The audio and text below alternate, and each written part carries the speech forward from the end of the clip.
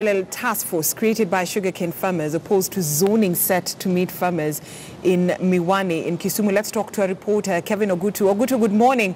What do we expect from this meeting, owing to the fact that it's a parallel task force that has been set to look into the plight of farmers?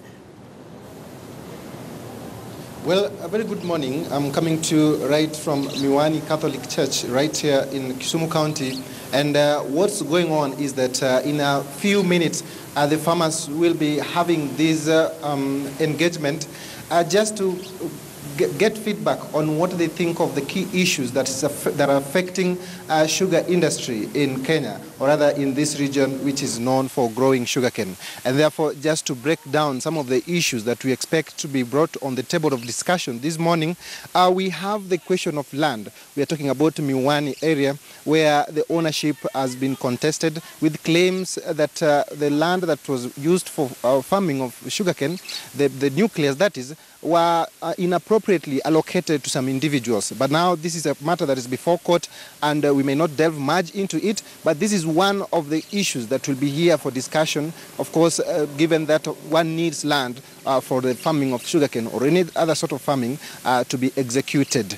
Then secondly, we have the issue of bringing together the public mills, sugarcane mills in this region. We are talking about Miwani here, which has been grounded for quite some time, Muhoroni and also Chemelil.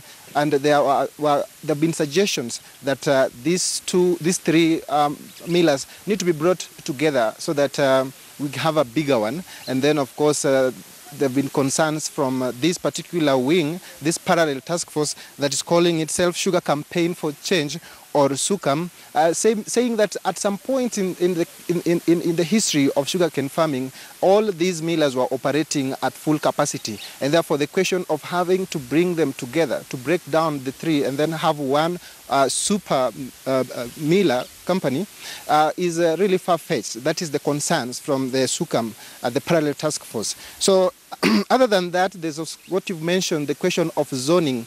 This particular task force feels that there is need for the farmers to be free to sell their sugarcane to whoever they think should buy it, rather than having the zones whereby you can only sell sugarcane that you've grown or that has been developed in that particular zone to the respective miller.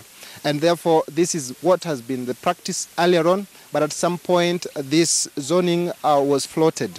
Of course, we will be getting more details from Chepkwony Ngetich regarding why they are opposed to this. But before probably I engage him, we've had the payment also, a big issue that has come up whenever these discussions come on board, whereby farmers who supply their cane to public millers ask themselves, why is it difficult for us to get paid when the sugarcane is crushed and then we get sugar out of it? And therefore, now I can gladly introduce Chepkwony Ngetich, who is a farmer and a serious stakeholder here. So Chepkwony, just 5 days ago, Agriculture CS Mwangi Kiunjuri disowned this group, saying that rather than having a parallel task force, you need to join hands with the task force that was gazetted, given the directive by the President Uhuru Kenyatta on the 20th of October. Probably tell us why you feel more comfortable having this parallel one than supporting the one the President appointed. Ukweli ni ya kwamba tuna support SUCAM sababu SUCAM anasaidia ama anasupport wakulima.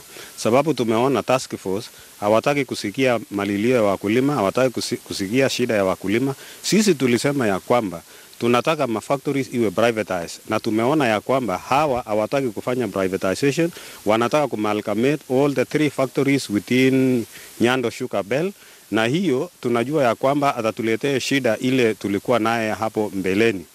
Ya pili, tumeona pia Sugar Task Force yenye ambaye iliundwa na serikali anataka kutukandamiza sisi, sababu anasema ya kwamba anataka zoning na sisi tunataka free market. Mimi nikilima miwa yangu hapa Miwani na niko na ruhusa kupeleka Chemelil, niko na ruhusa kupeleka Gibos, niko na ruhusa kupeleka mahali popote, bora ninapata services mzuri, bora analipa mimi on time. Hiyo ndio sisi tunataka kama wakulima ya miwa. Hatutaki hii mambo ya kusukumwa kama wilbar ama kulazimishwa, na tumeona shida. Ya tatu, kuna hii mambo ya kusema ya kwamba miwa haitakatwa kabla haijafika 18 months.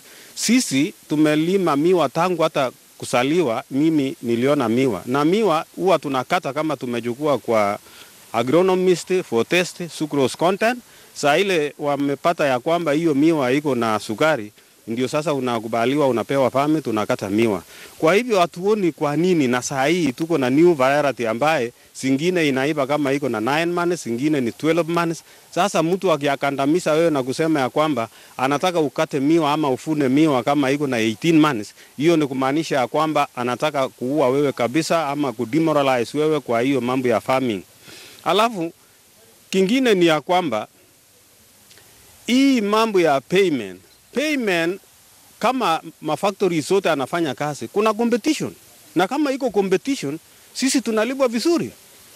Baada ya 1 week sisi tumelipwa pesa. Lakini kama ni factory moja, tutangoja pesa vile tumengoja Chemelil na Moroni siku zingine hapo nyuma for 2 years, 3 years. Kumaanisha ya kwamba hatutasomesha watoto wetu, hatutakula, sababu hapa hii area ni area ya miwa peke yake, hatulimi chochote, ni miwa tu ndio tunakusa hapa. Kwa hivyo hiyo ndio maana tumesema ya kwamba tuna support SUCAM, sababu SUCAM anakuja na mawaida ya kwamba anataka sugar campaign for change, and really we need a change. You have SUCAM in place, but now how do you intend to incorporate your findings or whatever the suggestion that you get from the farmers to be in line with what the other task force is doing? Maybe at what point will you be converging? Yes, kwa nini tumekuwa pamoja na SUCAM ni sababu SUCAM anatetea wakulima, ndio tunataka tumwambie shida yetu, ili sababu hawa ni watetezi wa juu kushinda sisi wakulima hapa chini. Sasa atapeleka hizo shida yetu, hata anaweza kuweka kwa media ionekane kweli kumbe kuna watu wanaumia, sababu unajua task force anaweza chukua shida yetu kufika huko, anasema hapana wakulima amesema hii, na hatujasema hiyo. Sababu mara mingi tukiwa na hawa hatujawahi kuona watu ya media, they don't invite us to ongea kwa media. Ni hawa tu peke yao wanaenda kuongea kwa media, bas maneno nakwisha. Kwa hivyo hizi mila ziko na deni yako kiasi gani? Ukweli ni ya kwamba mimi sina deni kwa hizi mamila. Mbeleni nilikuwa na deni Miwani, lakini tulilipwa. Sisi ni watu wa kwanza ambaye tulilipwa na serikali. Lakini saa hizi ni Chemelil na Moroni ndio wako na deni. Alafu hapa Miwani ni deni ya wafanyakazi, na wale walikuwa wananunua sukari ndio bado wanadai Miwani. Okay, asante sana Chepkwony Kipngetich. Brenda, that is Chepkwony Kipngetich, one of the farmers and really serious stakeholders when it comes to matters sugarcane farming, saying blatantly that there've been really a lot of push and pull when it comes to really giving a clear-cut direction that's supposed to be taken for the farmers to be contented with the manner in which their sugarcane is handled, how their payments are also handled.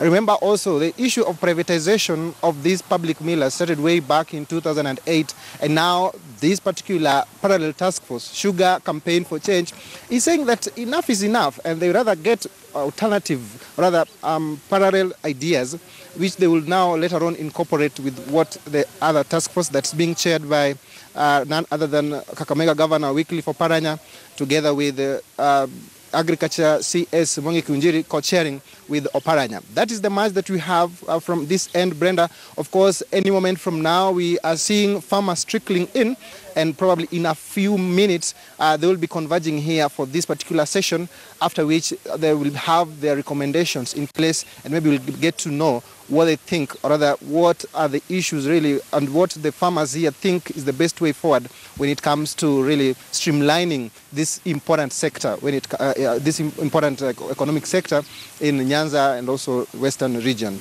part of Rift Valley, of course. Back to you in studio, Brenda Redido. All right, thank you so much, Kevin Ogutu. I'm sure you'll give us that live transmission as